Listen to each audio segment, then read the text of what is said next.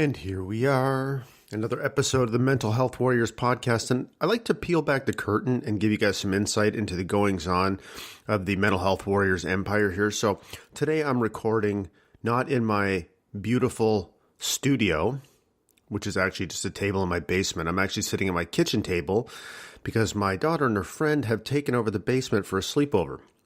So they clearly don't seem to understand how important the Mental Health Warriors podcast is, but regardless, I love them anyways, so we'll make do here. This conversation, I think, is one that's going to resonate with a lot of people because it's something that we are all going to face, or in probably many cases have faced, and that's a death of a parent. And there's so much that is wrapped up in that when you think about it, because I always describe my parents as kind of the last buffer between me and death. So as they get older and they eventually pass away, as obviously as sad as that will be, man, that opens up a whole different kettle of fish when it comes to, confronting my own mortality. So the podcast today is with Mike Yarbrough. And this guy is such a great friggin' dude. First of all, his voice makes me sound like one of the chipmunks. So I'm sure you'll appreciate that as you listen to it. It's his deep, macho, awesome voice. But recently his father passed away, and he had the chance to be there in those last moments and to experience that. And there's so much wrapped up in those times of our life, especially a time when you lose a parent, because there's so much that has happened throughout our lives. Sometimes it's good, sometimes it's not so good. And there's so much you got to come to terms with, like acceptance and forgiveness and all of those emotions and, grief and maybe choosing to look for the good instead of focusing on the bad. And Mike just tells a really phenomenal story that has so many lessons in it that we can all take away and apply to our lives. He's just a really interesting guy, and he's doing so many cool things in the world.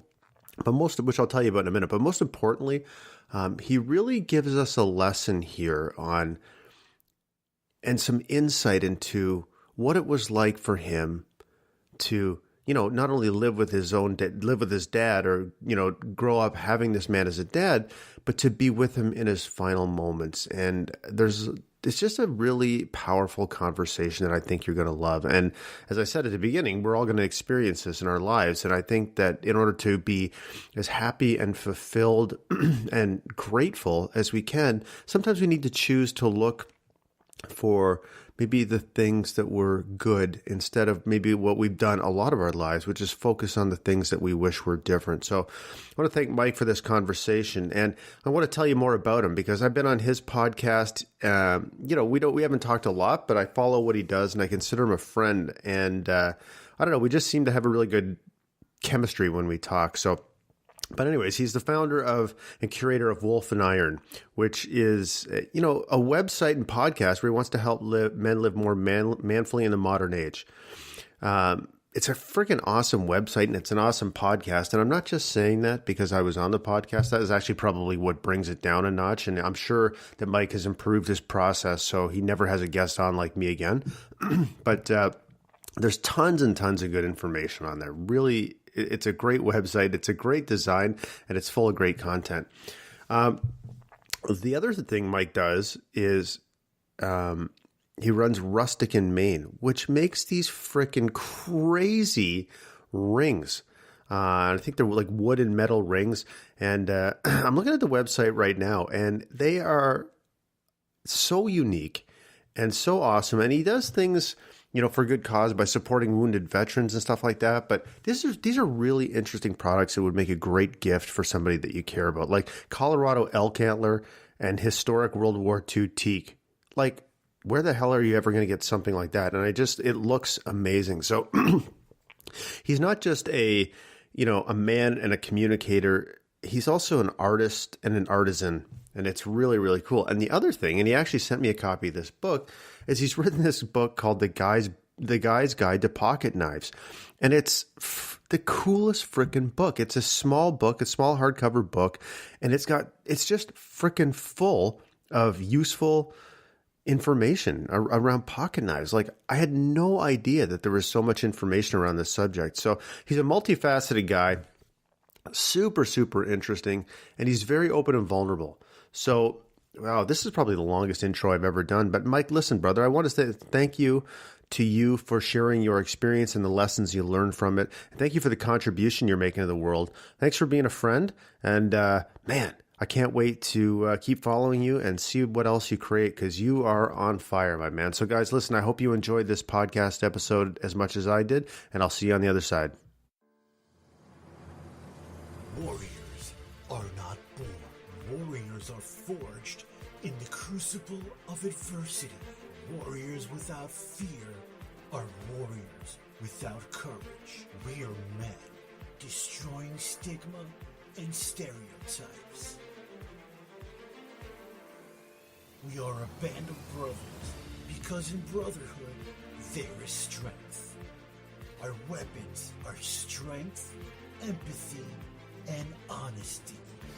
We are mental health warriors, and this is our voice.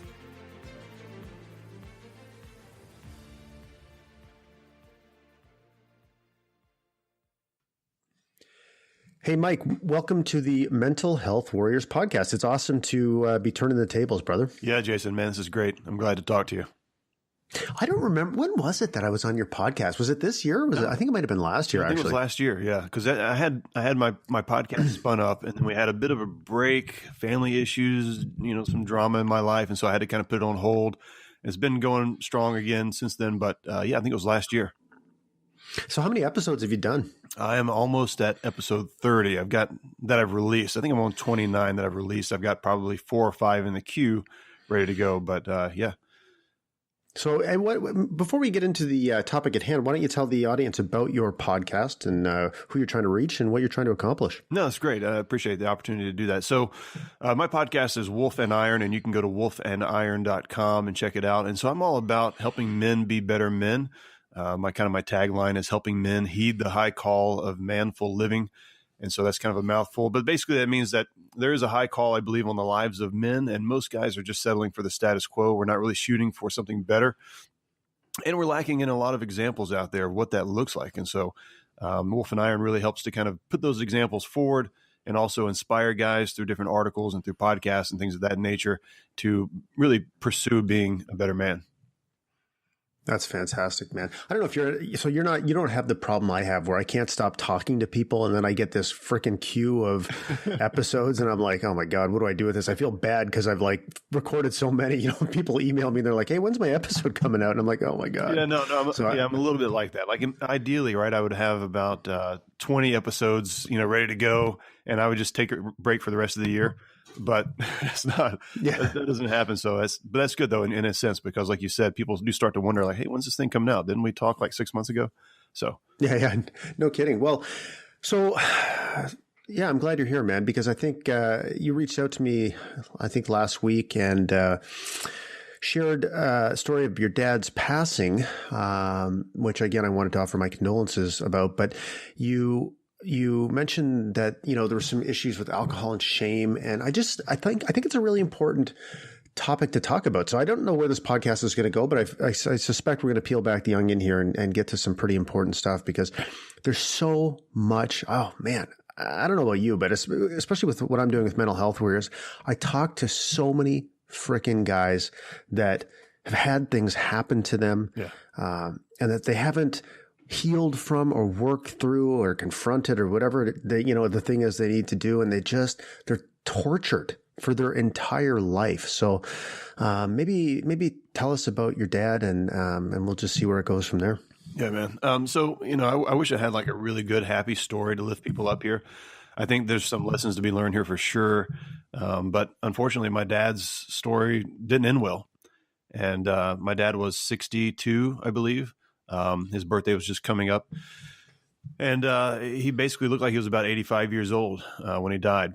I got the call. Well, I'll tell you the guys a little bit about my dad first. I mean, I don't want to rag on him, make him sound like he was the worst person ever just because he was an alcoholic. He wasn't, and that's one of the things that makes it worse, to really see somebody like that die. My dad was a really energetic, funny guy. He loved everybody. He was very witty with his humor. He had a sort of goofiness about him, like a silliness, like to play around. But he also had sort of this insight about the world, and he would, philosophize a little bit about, things. And he would typically be right about stuff, even though he may be on, the opposite side of where a lot of people stood on maybe a particular issue or what have you. But all around, he was a man with a lot of potential and a lot of humor and a lot of love in his heart. And, that was the thing that I think that made it so hard to see him just continue to go down this path of alcoholism, was because you think, man, especially as a kid, I used to think, Dad, you're a great musician. You're a funny guy. You have so much potential. Why in the world would you continue, down this road? But he did. And he died a few weeks ago. I got the call. Basically, I'm here in Charlotte, and I got a call that I've been expecting to get most of my life. I kind of come to grips with my dad being an alcoholic. And so I think a lot of guys in this position sort of expect, having in the back of their mind, like any day they could get the call that says their dad fell down or got in a car accident or overdosed or, something happened and he's dead. Right. And I got a call basically on I think it was Thursday. My aunt called and said, your dad's in a bad way. He's been taken to the hospital. And essentially he's going through DTs because his body has basically been rejecting alcohol. He's not even been able to drink for the last few days. He's having hallucinations and it's just real bad. And he's bleeding internally and there's a number of things going wrong. And I said, okay, some of these things kind of happen sometimes, right, with people that are in a bad way. And so I said, well, just give me a call back in the morning. Let me know if, what we need to do, if it's cleared up or not. And turns out it didn't. They basically called me again and said, hey, we want to know if you want us to try and keep your dad alive until you get here. And so that was kind of the situation, really. I had to go from Charlotte down to Memphis where my dad was. And I never got to speak to him again. Right. I mean, he was unconscious for the entire time. I had to be the one as his son, and according to Tennessee law, I had to be the one to make the decision about when to pull the plug and all of that stuff. And so that's kind of like the opening scene. That's sort of what, got this whole thing kicked off for me and you, is that my dad ended up dying and body shutting down, just looked ragged. Like I said, looked probably 20 years older than he was. And so I'll kind of stop there. I'll let you can probe. I'm totally open to this. You can ask any questions you want to. Yeah, one thing I did not actually know is that I guess if you drink too much booze, your body can start to reject it. I didn't even know that was something that could happen.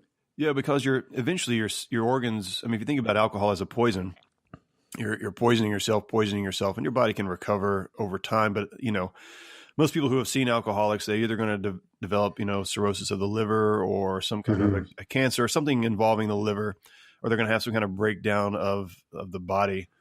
And just to kind of let you know how bad it was, he was drinking so much that the inside of basically the lining of his, not just his stomach, but his intestines had become raw and basically were bleeding, and his liver basically couldn't process alcohol anymore. And his body, nothing could really. His kidneys were shutting down. Everything was shutting down. It was like, I can't do this, and so I don't know if he didn't have a taste for it or whatever, but I think it's one of those things like you get to the last kind of days and your body just says, I can't do this anymore. You got to quit. And, and that's just kind of where it was. So when they called you and said it's just such a surreal experience, I'm sure. But when they call you and ask you if it's important, like if they want you to keep him alive, until you get there, is that a no-brainer question for you, or what's your thought process? Yeah, it's a good question, because when they first called me and they asked me that, I was like, my first response was, yeah, absolutely. Keep him alive. I want to get there. Right. I was thinking about 10 or 15 hours away, depending on trying to find childcare and if I ran into traffic and all that kind of stuff. And I said, yeah, keep him alive. I want to be there when he passes. And it was sort of a no-brainer, but on the way there, my wife went with me, and she was just an awesome support. We actually grew, I think, closer by leaps and bounds through this experience, but because she had never seen me really grieve like this, in such a way. But On the way out there, we had about a 10-hour trip. And I kept thinking to myself, well, if he dies before I get there, that would be okay. Because I thought, I know my dad loves me. He wasn't a mean drunk or anything like that. He was just very distant, very absent, and couldn't really partake in the life that he really should have been partaking in with his grandkids and me and all that kind of stuff. But I thought if he died before I get there, that'll be okay. And I'll be able to handle that. And maybe it'd even be for the best. And when I got there, though, I realized that would have been a mistake. That I don't think that at the graveside, I would have been able to have the experience of feelings and that sort of closure that I had when I was there at his bedside. And so I was really thankful that even though he was unconscious, I don't know if he could hear me, I got to say the things I wanted to say. I really got to grieve, over what wasn't, basically, the life that we didn't get a chance to have. And I don't think I would have realized that I was really holding all that back until I saw him face to face. And it was just a powerful moment. Yeah, I can imagine. It's interesting because I just recorded this. So I had a friend, a good friend of mine, a former coworker. She was killed 36 years old, killed last month in a car crash. And it's in that kind of situation, or the situation with Cindy, my first wife, where she took her own life, because there is no opportunity for that type of, those to share those last moments, I guess. It's so bizarre. And I think especially now, like Cindy was never on social media or anything. So she died in 2010 and she just was never on any of that kind of stuff, never on Facebook or whatever. Yeah. So, I mean, for me, when I went to her house, after her death, because we had separated right near the end of her life, we went to her house and it was so freaking weird, man. Like it was, the bath was still full and the music was still playing. And, it was like this crazy insight into these last moments of her life, but it was just so final. It was like this snapshot. And I look at my friend who passed away and she was very active on social media. And I wonder, like, it's just so weird to think about. All of a sudden, this life that's been shared and people have access to it, it just stops. Yeah. And there's, and I wonder, I guess it's a totally individual thing, but I wonder like how it would have impacted me or Michelle's family, for example, my friend, to be able to at least say goodbye. I don't know if it makes a difference or not. I mean, it's just interesting how the different ways that death can unfold, I guess. No, you're absolutely right. And for me, the trigger with my dad was, and I had my wife, and I told you, like, my wife is just awesome in this area. She said, why don't you put on some music, for your dad? It's just me and her in the room with my dad at this point. And, I hadn't cried. I hadn't really processed it yet. I was kind of like, hey, Dad, I'm here, that kind of stuff. I turned on some Tom Petty, man, and I just broke, and I don't know if that would have had the same impact, on me, like afterwards. Right. And so, I really do. I think that you can find that space of grieving no matter what, but I don't know if it comes as naturally, right? I think you kind of have to search it out a little bit.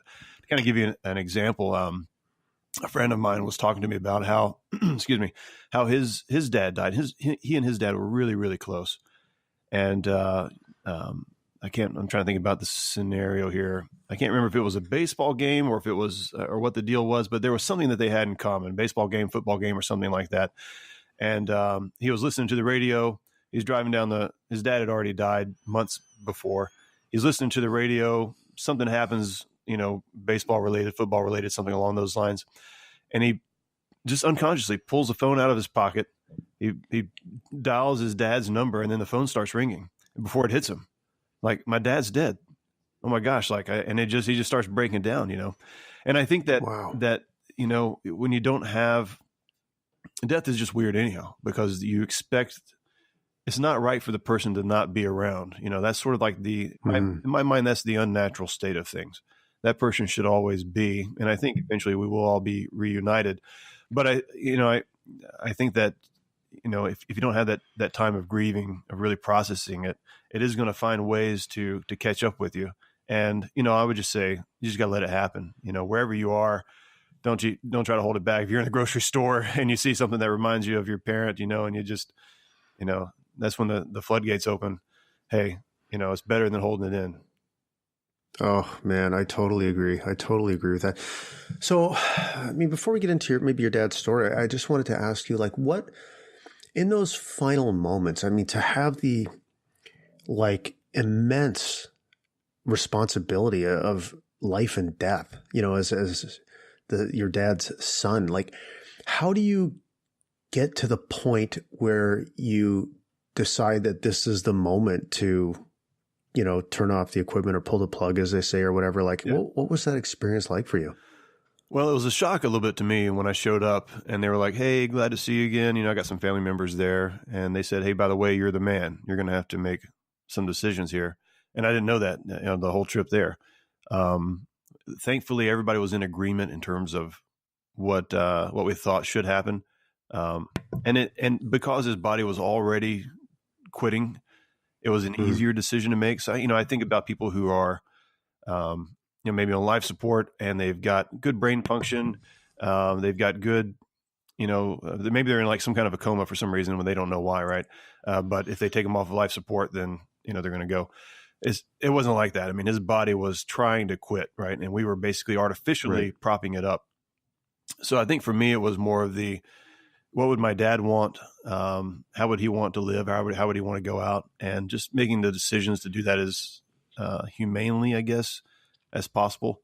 That actually wasn't as difficult a decision as I thought it would be when they first told me about it. Because once I talked to the doctors and they said, look, kidneys are shutting down, mass on the liver, he's just going, right? His body's just filling up with fluid because his kidneys can't process it. It was like, okay, this is not natural and normal at this point. Gotcha. So when you reached out to me, first of all, thank you for being so open about that, because I think that'll help a lot of people. I think it's one of the things, especially,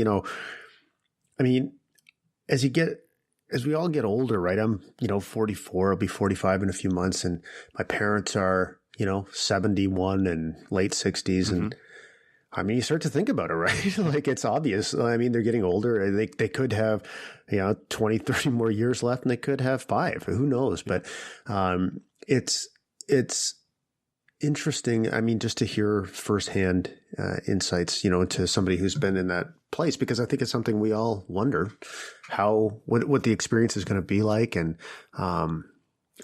especially for me, like, once my grandparents passed away, it's like, okay, the buffers between me and death are like, they're going away here, right? Like, there's so I guess that's the natural part of the cycle of life or whatever. But as you get older, you start thinking about those things, and so I think that the insight into those moments is helpful, right? I think demystifying it and understanding that while maybe it was unnatural in some way, in the sense that he abused his body with alcohol. Regardless, death is natural. And so, I think demystifying can be really helpful. But when you reached out to me, you had talked about like shame and those kind of things. So, I don't know the best way to talk about that, but maybe you can just elaborate on your dad's experience and where that shame came from. And then we can have a conversation just about, how to, the impact of trauma and compassion. I don't know. We'll see where it goes, but maybe you can talk a little bit more about what you meant by, shame and alcoholism and all that kind of stuff. Yeah, no, I think, I would say, shame is sort of the fuel for I'd say alcohol is kind of the fuel for the engine of shame, actually. So I would say shame is kind of the root thing, and it may present itself in a lot of different ways. But I would say for a lot of alcoholics and people that have been alcoholics, especially for a period of time and have a number of regrets in their life, I would say shame is the engine really that's kind of driving things, and alcohol is just a fuel that kind of keeps it going. I'd say for my dad, I think he really didn't have the resources like that are available now, like mental health warriors or whatever else that you may want to, that are out there for people to deal with things like anxiety and shame and get the help that they need to kind of get to the root of why they're doing the things that they're doing. And my dad didn't realize, I don't think, that he had anxiety actually, because he masked it with alcohol for so long. He didn't realize that he had anxiety, and probably until maybe 6 or 7 years ago. And he just started basically getting some medication, not really the kind of help he needed, but some medication to help with it. And, that anxiety, I think, if you peel that back, you've got that sort of as a layer that may have contributed to shame, or it may be coming from shame. But as far as like what caused the shame, in his life, that was actually something that I had asked about. I mean, I said, where did this anxiety come from? What brought it about? And it would be the same for shame. And he didn't really know. And that was the thing. And I think he was open and honest enough, especially as he got older, that I think if he had had an incident, a traumatic incident like childhood abuse or something like that, he would be able to point to it and say, this is it. I really think for him, a lot of it was getting started drinking early on, and maybe feeling some just kind of typical anxiety about, changes in life, getting married, having kids, that kind of stuff. But drinking around that time, sort of masking that anxiety, and then having a marriage not work out, having many relationships not work out, having a life eventually that, where you're not able to keep a steady job and you're getting put in jail because you're drunk driving or whatever the case is. All this stuff begins to build on itself, and you begin to look back, just like you're talking about how we're looking back on our own lives as we get older. My dad was doing the same thing, I imagine, and just going, I failed here, I failed there, I failed there. And that shame began to build up. And I'm kind of guessing here, but I think that was the case, because I really didn't get the confirmation about shame being so much a root of his alcoholism until I was down there for his death, and just conversations with other family members about him, kind of closing in, not really wanting to see people, not going to visit anybody, not wanting anybody to come over to the house, that kind of stuff. And really just ashamed. He even said himself that he was just ashamed of what he had become. And I think one of the things that guys need to keep in mind is that if you're listening to this and you think you got some shame going on, is that, shame, any kind of fear, these kind of negative things, they actually want to be right. I mean, that's the thing. Like they want to be validated. So if you feel ashamed of yourself, you're going to continue going down a path where you continue to validate that is the truth. And it's sort of that's kind of the sickness of the mental state, but it's an area where we got to get help, basically, get out of it. We want to be reaffirmed that our shame and our view of ourselves is correct. You think about the people who self-sabotage their life. They got things finally going in the right direction. Maybe they're off of alcohol or off of drugs. They get into a relationship and things seem to be going okay. And then it's almost like they just take it down themselves. They just start just kind of cutting the pillars out from under themselves one by one. And it really is that root of shame that wants to be fed and wants to be validated. And so getting to the bottom of that, kind of like what you're asking me, Jason, about my dad, is the same questions that people need to ask about themselves. Why do I feel the way I feel? How do I get to the root of where this is all coming from? When did this start, and why is it continuing to grow? Oh man, that is so profound and important, because you're absolutely right, man. We create the world based on the beliefs we have about ourselves, the beliefs we have about other people. And, it's like if you believe that the world is full of people who want to do you harm, you're going to behave in a certain way, versus if you're an open person who believes that we're all here to support each other. And, you're right. When we confirm the lens, I guess our beliefs are such an important influencer about, on the lens through which we look at the world. And this is something that I'm really passionate about, because I've only really started thinking about it over the past probably a year or two, but it's just how much power we have through especially with our language, the words we use in our own head, and when we interact with other people, like how powerful that is in the world that we create for ourselves. So especially with something like shame, I mean, and especially when like there's drugs or alcohol involved, it's such a self-fulfilling prophecy, right? Because you feel like shit about yourself for whatever reason. Mm-hmm. And then you drink and you do things to make you feel like shit about yourself. And it just like it can be this never ending confirmation of what you believe about yourself. And it's like, it's so much easier for me to see now how easy it is to go down that rabbit hole and not be able to get yourself out of it. And one thing that I've been really thinking about a lot lately, and I'd love to hear your point of view, is like, I'm a huge believer in the idea of personal responsibility. Obviously, I mean, obviously we're all ultimately responsible for ourselves. But on the flip side of that, I've become so much more compassionate about people's circumstances and the things that have happened to them. And I look at some people in my own lives and I see like, man, they're really, really struggling. And if I look back at their history and their story, and I see it's like the trauma that's happened to them, or the how they were never given any type of tools, to be emotionally self-aware, and I'm like, man, how do you? I guess I'm trying to figure out how to reconcile these ideas of personal responsibility with someone that's just in a horrible place, and looking at them with compassion. But you know what I mean? I don't know how to reconcile these ideas at the moment, but it's just something I've been thinking about a lot more lately. Yeah, it is tough because, let's say someone has got an issue with shame, and you go to them and you say, hey, look, man, I'm seeing what's going on in your life, and let me just be straight with you. You got an issue with shame here. Well, that they begin to take that on themselves and say, oh, gee, here's another area where I'm screwed up. Now I've got daddy issues or whatever problems, and I got to deal with all this stuff. And people can even see it. This is awful, right? And so it just kind of piles it on there again. I think one of the great ways to do it is through things like what you're doing with Mental Health Warriors, where we're just talking about it. And people can kind of listen. They can sort of begin to see it in themselves.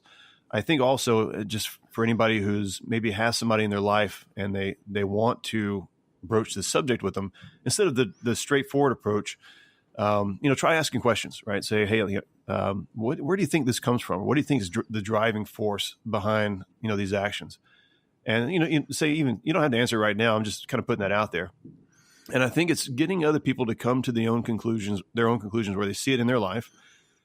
And then not only that, but then also when we see it in other people's lives, because there are going to be people who never knew my dad that are listening to this podcast or listen to my podcast, and they're going to go, man, that sounds just like me. Or I can see myself going down that same road as Mike's dad did. I don't want to be that way, right? And so there is the kind of, flanking it approach, instead of the direct approach can help some. I also want to say, though, that, there are these layers that we kind of got to get through. We're talking about shame and stuff. I mean, most of us, wear sort of a mask. The outside world sees a certain thing, the fun guy, the happy, the guy that's got it all together. And, but then underneath that mask is this root of like condemnation. And then there's guilt in there, and then there's shame in there. And like I said, that's when we talk about doing some digging to get to it. You got to dig through, and you got to figure out where that's coming from. And a lot of it does stem from just how we grew up, the things that we taught ourselves that were the things that we believed the things that we needed to believe were true as a kid, maybe to survive or get through, our childhood. And those things didn't get readdressed as we grew up and say, okay, no, those aren't really correct. So for example, if you feel as a kid that you're not good enough, that you're not capable enough, you may be harder on yourself than you need to be. So as a kid, you might say, hey, look, I'm not, mom and dad don't think I'm good enough, or coach doesn't think I'm good enough. Well, I'm going to be really, really hard on myself to make sure that I am good enough. Now that gets you through a season of life, but you continue just basically with that inner dialogue that you're never good enough. You've always got to try harder. There's never a moment where you can just chill out and quit, right? Or take it easy on yourself. And so what's got to happen as you become an adult and you kind of move hopefully out of some of those negative environments, somebody's got to coach you on how to properly think about yourself, the world, right? Kind of retrain your mind, and you got to be a part of that. There's actually a really good book I want to recommend before I forget. It's called Thaw: Freedom from Frozen Feelings. And it's something of a technical book, but it goes through these different layers of kind of the mass condemnation and shame. And then it talks, about the inner parent, the inner child, and stuff like that. And these are things that may sound kind of like, I'm not sure if I want to get into that, but it's really helpful to just in terms of way of thinking about who's really speaking right now. When I'm in a situation and I want to do something that I know I shouldn't do, who's in charge? Who's speaking? What's driving me here? Is it the inner child that's saying I need to be protected? Is it the inner parent that's saying I'm not good enough? Or is it the adult, me saying, hey, I got this, and, I don't need that in my life? Yeah, it really, I couldn't agree more, man. So one thing I'm curious about, I don't know if you've experienced this maybe with your dad or maybe in your own life, but what I found, I read this somewhere and I don't remember where I read it, but I want to make sure I don't take credit for this insight. But it was, talking about like how challenging it can be for us to open up, like you were talking about, and to peel back the onion. And I read this quote that was talked about vulnerability, and it said like vulnerability allows you to move from the protector of what is to the creator of what could be. Oh, wow. And that, yeah, it's great. Yeah, it really stuck with me because I thought back to myself and when I was mired in, the struggle of grief and alcohol and all that kind of stuff. And fuck, man, I spent so much time like protecting, like rationalizing, what I was doing and just like holding on to this screwed up way of living, with a death grip and never always backward looking, always justifying my behavior based on the things that were happening and never really looking forward. Right. Because I guess I was too scared of feeling the feelings I needed to feel. I was too scared about imagining a different future because I felt like a fuck up. Yeah. I would never say that out loud, but I certainly did. Yeah. And, it was, man, when I let that go and, asked for help and just decided to open up, it was amazing how over time I guess I started pivoting. I'm imagining my head on a swivel, like looking, doing a 180 from looking at the past to being able to look towards the future and the sun rising over the horizon and all that kind of stuff. And so I think what you say is super powerful, because I don't know. I mean, I'm sure this is something that we've all experienced in our own lives, but we're all relatively intelligent people and we think about, we're thoughtful but when we get into a pattern of behavior that can be destructive and we start rationalizing it, whatever it happens to be, it is unbelievable how we can convince ourselves that what we're doing is okay in the face of like all the evidence, right? I don't know if you've ever experienced that in your own life, but man, I look back on it now and I'm like, as a 40-year-old dude who was like successful in his career, I can't believe the horse shit that I was telling myself and believing, Yeah.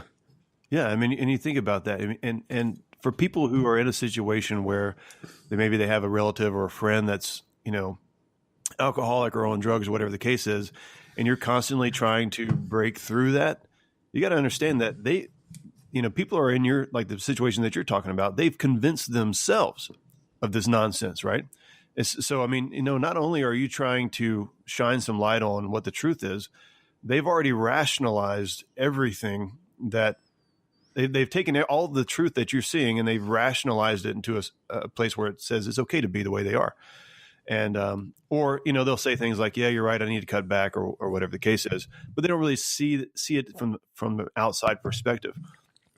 And I do think that it can be a God moment. It can be sort of an epiphany moment when someone does see themselves from, that outside perspective. And a lot of times sadly, it comes from a man seeing how he's hurt his wife or how he's hurt his children, how he's letting his family down and that kind of stuff. And he either decides at that moment that he's going to either go further into the alcohol or the drugs, or he's going to say, you know what, I've got to change and I've got to do it for them, if not for myself. If he can't find the value in himself, because he's got so much shame and guilt, a lot of times a guy can find the value in his own family and say, I'm going to do it for them.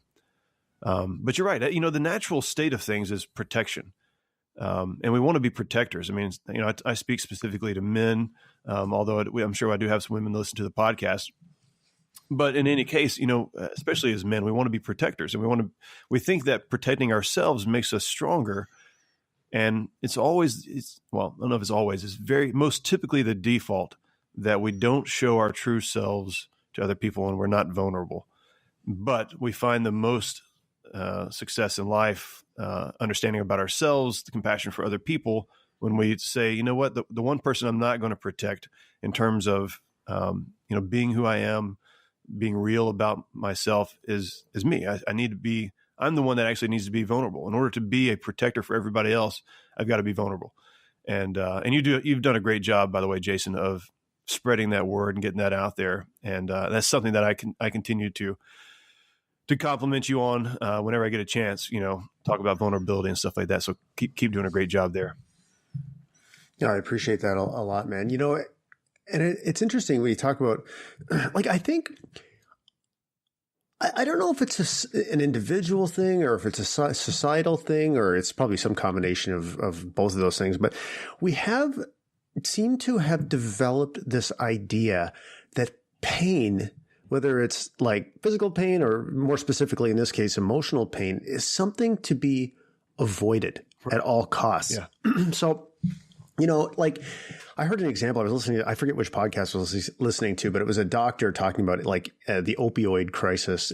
But she was talking about more specifically anti-anxiety medication. Mm-hmm. It was like in our world, if somebody has anxiety about driving on the highway, our approach is to medicate them so they can drive on the highway instead of helping them work up to overcoming that fear and being able to drive on the highway. And so many people, abuse drugs and alcohol because it's, for all kinds of reasons, but oftentimes it's to numb the pain, the emotions they're feeling. And I always tell people that's what I was doing. I was doing that. I didn't even realize it though. I just didn't get it. But what I think back now, I would try to stop drinking. And I'm sure this is something that everybody who has a substance abuse problem has tried to do a million times. I'm sure your dad did too. It's like, okay, I can't keep doing this, fucking up my life. I'm going to stop drinking. And then you stop drinking. Yeah, it's, good for a day or two, sometimes maybe even a week or two or whatever. But then it starts there's this itch that starts, and it's like this pressure that is building, and there's this pain that you start to feel. And for me, I always cracked because I felt like I can't deal with this. Right. And what I always tell guys now is that maybe you need to feel the pain. Like maybe there's great insight in that struggle, and so when I stopped drinking, what I did was I took away the primary way that I was trying to numb that pain. And that opened up a whole can of emotions that I just was not used to feeling. And I'm still, and I think that I will be, I don't know if it's even something that I need to work on. I live a much richer human experience now. And part of that experience is feeling pretty shitty sometimes. Yeah. Like like feeling anxiety or feeling overwhelmed or feeling sad or whatever. But, obviously in order to feel those feelings are almost a requirement in order to be able to feel joy, gratitude, optimism, and all those things. Because for me, I need to feel like live the whole human experience, I guess. But what I've really done, always trying to do is like, if I am feeling anxious or whatever, it's like sitting in that frickin' experience, like sometimes I try to do all these, all the Jedi mind tricks like we all read about, like being the observer of my thoughts and all that kind of stuff. Yeah. But other times I'm like, man, I don't feel like doing any of that. I just feel like letting it overwhelm me and seeing what is there. And so I guess my point in that long monologue was really that I think of a lot of times the path forward is allowing yourself to feel the feelings and learning from those feelings because the only way you can truly understand where they come from, what they're about, is by experiencing them and thinking about them and processing them, Yeah. Yeah, absolutely right. I mean, it is true. I mean, people who have anxiety, this is not something that I've suffered from. My wife has. Obviously, my dad did. I've known several guys that have dealt with it and still deal with it on occasion. And they say that in the moment of being anxious, the greatest fear is, what if this continues to get worse? What if, I continue to have anxiety feelings and it's worse than, what if it's twice as bad as what I'm feeling right now? And the fear is I'm going to lose it. And I'm not going to be able to hold myself together. And I'm going to have a total flip out spell. And I want to feel terrible about myself. So in order to kind of quell that, I'm going to have a drink. I'm going to, do whatever that needs to be done to kind of keep me from going that route. And that's understandable. I think it's totally understandable. I mean, it's basically it's at that core question of, I don't think I have what it takes to make it through this. I don't know what they think is going to happen. Like if they think they're going to just melt down, total brain crash, get thrown in a lunatic asylum or whatever the case is. I don't think we have those anymore, but you know what I mean? But there's that fear, and the fear it's the worst time in the world to have fear, because when you're anxious and you have fear, it just makes you more anxious. And so, like you said, I think there has to be almost a realization of this is just part of how I'm wired, and I need to see where this goes, and just allow it, kind of go along for the ride a little bit and allow it to play out. And like you said, I think in the moment there can be some great insights. If not in the moment, maybe afterwards. But a lot of times it's after my wife has some kind of anxiety that she'll say, I think I know where this came from. Such and such is going on in my life, or I've been thinking about this and that for a while, and I've just been letting it get to me. And then usually she's okay after that. But imagine if she didn't medicate that. Now she'll never know why, where these things are coming from, because she's got a solution. And well, it's not really a solution, you know what I mean? But, in her mind, and to her body, it would be a solution. But I do think, there's also there's the physical aspects of it. People do have real physical addictions to stuff. You're not a weak person if you get addicted to something. You're just, your body's just wired to be hypersensitive to something that not everybody has the same, issues with. And that's just, it's not your fault. You didn't choose to be that way. But I mean, there are real physical issues, to deal with as well. Yeah, absolutely. So, I mean, when I hear your story and I hear how you were, at your dad's side in his final moments, I'm curious about, I suspect it wasn't always like that, in the sense that growing up as the child of somebody who's, addicted to drugs or alcohol can be exceptionally challenging. Mm-hmm. So as a kid, like, what was that like for you? Was it like fear, anger? I mean, I guess you had I'm sure you had moments of normalcy as well. Like, what was that experience like for you as a young man growing up? Well, my parents divorced when I was about 1. And so I don't have the memory like everybody else does of always having a dad in my life. I actually have a memory of seeing my dad for the first time. And I was probably about 2 years old, and I had, people have been telling me that my dad's coming by. And I was like, okay, I kind of had this understanding of what a dad is, but I was actually experiencing a little anxiety as a kid because I couldn't remember what he looked like. I couldn't remember anything about him. And I knew I'd seen him before, and it was this big deal, right? It was big to me. Even as a kid, I knew that this was a big thing. And I don't know if it's because other people had dads or how I got this concept, but I knew it was a big thing. And I remember my dad coming through the door with, I think it was my Uncle Jimmy, so his brother. And, I didn't know which one was which. And I was kind of freaked out, like, oh my gosh, like one of these guys is my dad and I'm supposed to respond a certain way or whatever. And, but then he talked. And as soon as he talked, I knew, right? Because I remembered his voice from when I was a, baby or whatever the case is. And I knew that was my dad. And it was, it was fun. I remember riding on his back and that kind of stuff. And so we did have some times of normalcy. There were times when we would joke around. There were times when we would play music together and things like that. But as a kid, I think I was probably around 8 or 9 years old when I finally began to realize that something was going on. Like my dad he wasn't just slow, like he was drunk a lot. And it just would kind of fade over the weekend or something when I was with him. But then it would sort of, he would have a beer when, imperceptibly or something like that, and it kind of come back. And it really began to bother me, I think, when I was certainly as a kid, anytime I was a kid, but it certainly began to bother me when I was about 11 or 12 years old, because I realized that this wasn't something that was going to stop, or wasn't stopping, and it was just continuing on. And I really began to desire, I think as I got older, I started getting closer to those teenage years, I really began to desire to have a relationship with my dad. And I remember leaving Memphis, coming back home. I lived in Tennessee at the time, but it was about an hour away, and coming back home and just crying in the car because, I had to leave my dad, but also because he was an alcoholic.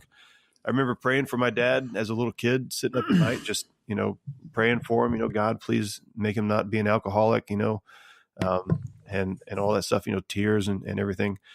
And so, we had some fun times, we had some good times, but, and I certainly learned some lessons from him, but almost every memory I have of him, he was inebriated.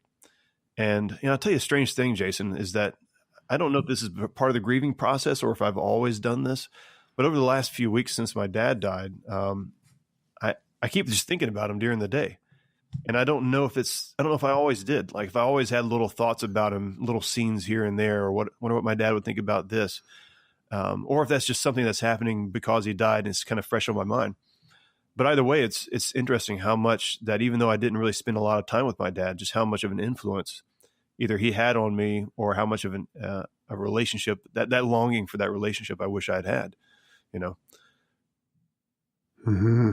So one of the things, so I guess, did you ever have periods of time, I suspect you may have, but periods of time when you were intensely angry with your dad for the things he was doing and the ways you didn't feel like he was measuring up or supporting you as a son? Like, was that a part of your experience?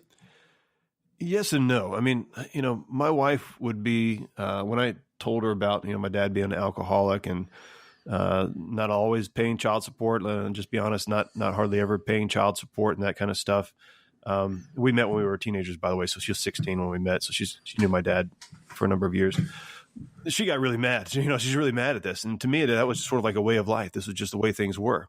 When I would talk about when my dad would call on Thanksgiving or Christmas or birthdays or something like that, and a lot of times he'd still be a little bit tipsy. But trying to call and have a conversation with the boys, with my sons, or with me, she'd get really mad and she'd be so ticked off because she's like, this is not how a grandpa's supposed to act. And to me, that was like, yeah, but it's my dad and he's an alcoholic and this is just the way things are. And I think I had a brief moment, maybe a year or so when I was a kid, where I was really angry at him. But at some point, I don't know if I don't know if it's a good thing. It may not be a good thing. But at some point I came to terms with it and I just said, you know, this is just the way things are. I really, really wish. I began to feel sorry for him, I guess, more than anything else. And I began to think he's missing out on so much. He's missing out on so many things. I mean, we've moved to different houses. We've had kids that he's only seen, you know, a handful of times. You know, he's missing out on me, missing out on just family and all that. And I really began to my heart really began to ache for him because I was a dad. And I realized all the things that he's not being able to do, or he's not doing. And so, yeah, there were moments of anger. At the same time, you know, my dad was, in his own way, showed affection, showed love. He told me he loved me, you know, every time I saw him, multiple times, gave me big hugs. And so I still feel like that's true.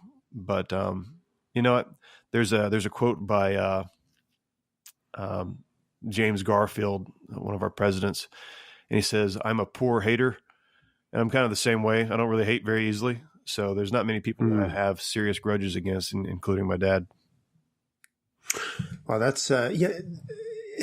I run these peer support groups, and I'm just about to start running these peer support groups for people dealing with for loved ones of people dealing with like personality disorders, like borderline personality disorder, because that's what I'm sure that's what Cindy had. I look back on it now and I just have a lot more information. But the point is that some of the assumptions that we teach people to sort of live by, I guess, are, I think, some of the things that you probably did, right? Which is, one of them is that the things people are doing make sense to them. Like, you know, and they're doing it for a reason. And another one we teach people is to interpret, to make every effort to try to interpret things in the most benign way possible. So if you look at a parent, say, who's got a drug and alcohol problem, I mean, I would imagine there's a lot of people who interpret that as, you know, a malicious, you know, maliciously not giving a shit about their kids and all of that stuff. And if you're able to take a step back and it's hard, it's really hard, but to interpret that in as compassionate a way as possible, it's just, not only does it free, you know, or is it compassionate, I guess, towards the other person, but it frees you. Yeah. You know, it frees you from carrying around this yoke. Like I was talking to a guy the other day, and he's 65 years old, and he had a horrific childhood, and he deals with all this depression and anxiety and, you know, and rage against his parents. And again, the guy's like 65 years old. His parents are long dead, and I will not forgive them because of what they did to me. And it's like, okay, but honestly, man, like, how is that working out? Right. I mean, so I think there's a mountain of evidence at this point in your life that shows you that that approach is probably not producing the results that you want. So are you open to trying something else and understanding that forgiveness is really not about the person you're forgiving? It's more about you. Right. And so I'm really glad to hear you say that. And I'm sure that's that worldview and just like sort of radical acceptance. Like, this is who he is. I might not like it, and I might wish for something else, but I really don't have any power to influence that. So I need to make a choice. Whether do I want this person in my life, in whatever way he's capable of being in my life, obviously having some boundaries and stuff, or do I want to just write him off? And it sounds like you made the choice, I think the choice that felt right for you, but also the compassionate choice. And I sometimes feel like I often feel like if we just did more of that, man, like, God, the world would be so much better of a place. Yeah. Yeah. No kidding. Yeah, absolutely right. Yeah. I think I totally agree with that. I mean, I think that especially on the forgiveness side, being able to let go and say, forgiveness isn't agreeing with someone's actions. You're not saying it's okay what you did. It's really saying, I'm a big enough person to allow that to be forgiven, right? I mean, where I should have a grudge against you by all, or like this guy that you're talking about, 65-year-old against his parents, where he may have all rights to be angry. He may have, every right to throw him in jail, to wish that they were dead, whatever the case is.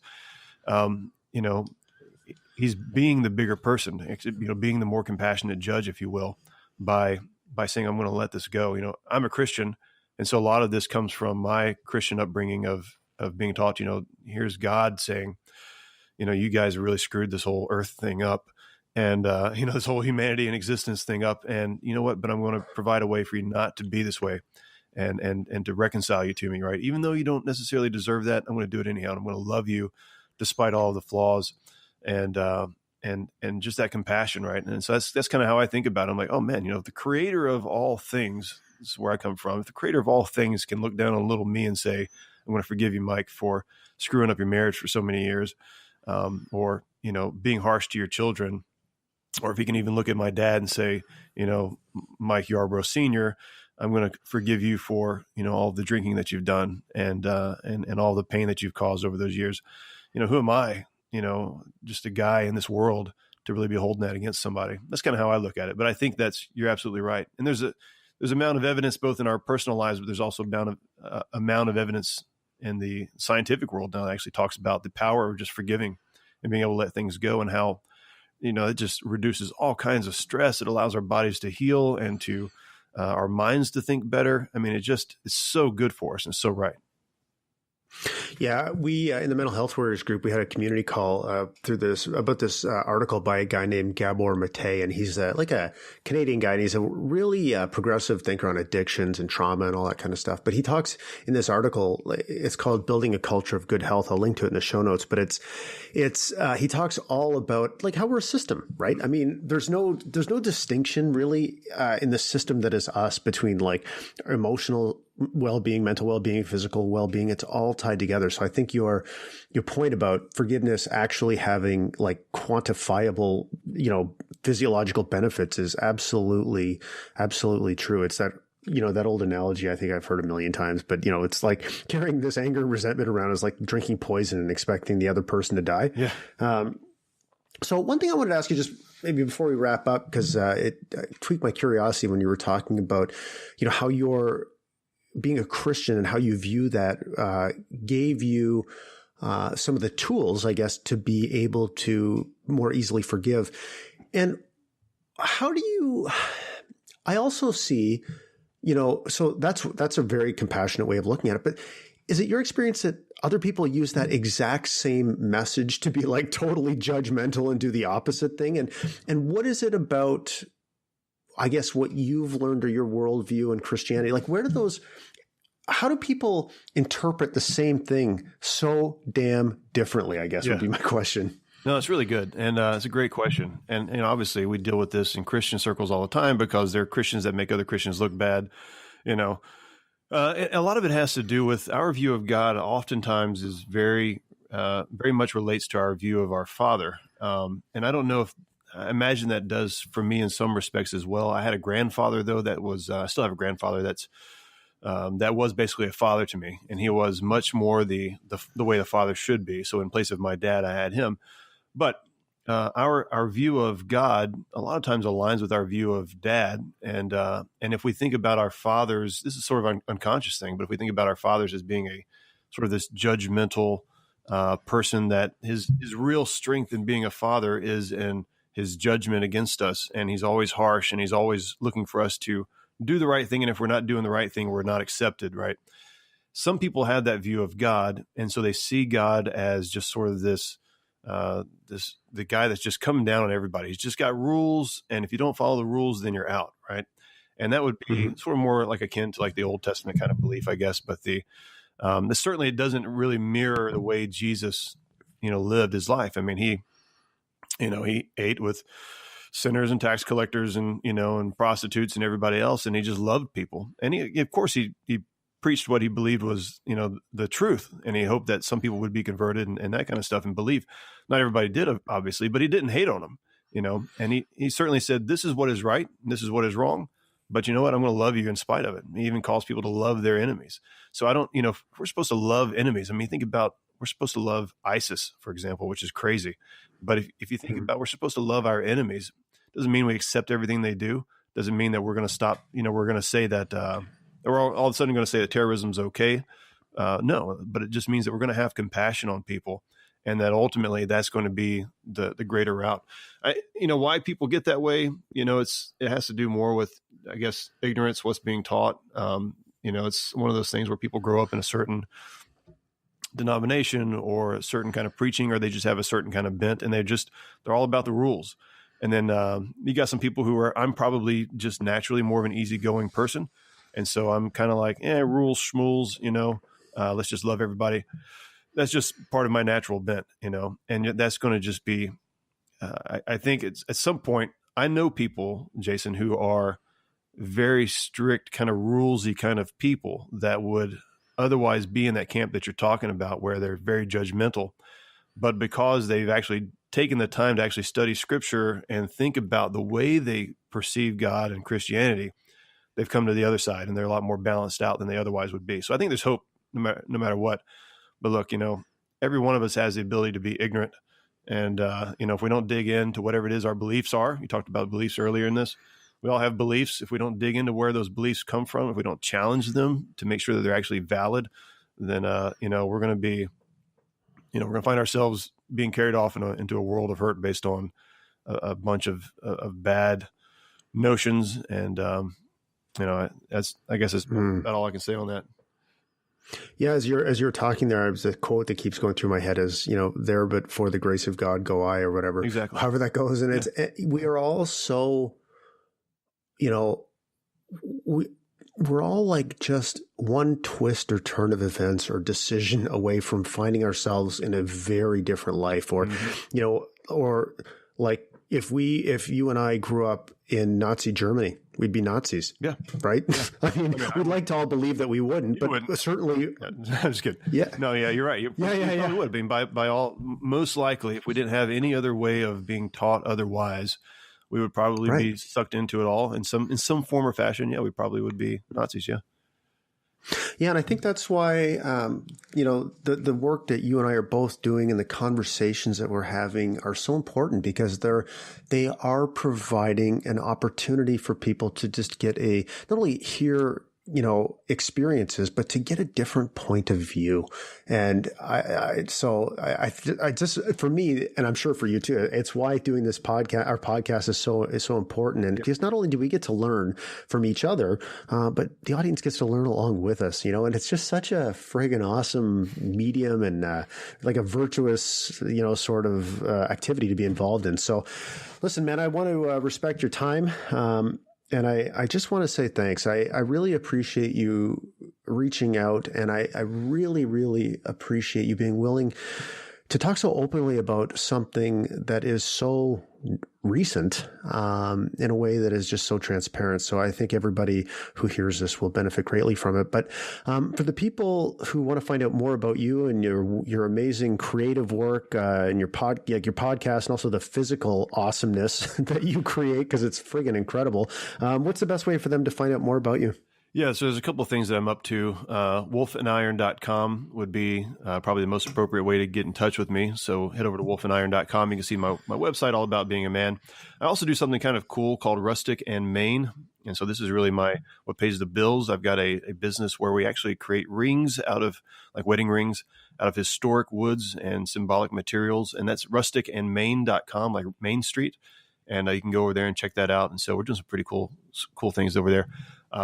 And I also just want to close by saying this, and I want everybody to think that at some point, if they're fortunate enough, everybody's going to be in a position like my dad was, where, they're on their last couple of breaths, families gathered around, and you really have the opportunity to change what that outcome is going to be. Either people can be sitting there crying and shaking their heads and thinking about what could have been, or they can be just, crying and be thankful for what was and the incredible impact that you had on their life and all the goodness that they did, that you did while you were here in this short life that we have. And, guys, I want you to take that seriously, men, women, whoever listening to this, just take that seriously and understand that, you absolutely have the power to change. There's nothing you can't overcome. And, it may require some serious fighting on your end to make those changes necessary. To change that outcome. But, everybody wants to have a good legacy. And Jason, I appreciate you giving me the time to talk about this. And I appreciate what you're doing. I know it's helping out a lot of people. Thanks for being on the show, brother. You bet. Like, seriously, how awesome was that conversation? I really enjoyed it. We've recorded it just before Christmas. And, I love doing this podcast. Like, Jesus, I get just so many opportunities to talk to so many interesting people. And I also get the opportunity, like I did the other day, just to ramble on mindlessly about my own thoughts and feelings and what I've learned. So I am the boss of the Mental Health Warriors podcast. And I promise you that with that great power, I will exercise great responsibility. But anyways, enough about that. I want to end this podcast like I end every single podcast, and that's by saying, this would be the point if I was on a stage doing a concert. I would hold the mic out and let the audience sing along. But since I really don't have much of an audience and there's no stage, and as I said at the beginning, I'm sitting at my kitchen table trying not to have this wooden chair squeak. So I'm basically sitting like a statue. So I can't do the microphone thing is what I'm saying. However, I can just say it myself and hope it resonates with you enough that you will maybe say the same thing to somebody else. So listen, I want you to know that if you've struggled, I have struggled too. And if you ever want to talk to me, I will not fucking judge you. I promise you. Okay. So please, God, please consider giving that gift to somebody else. You could change their life, and you can change it today. And all it takes is uttering those words and following them up with an open heart and an open mind. So have a great day, guys, and we will see you on the next episode of the Mental Health Warriors podcast.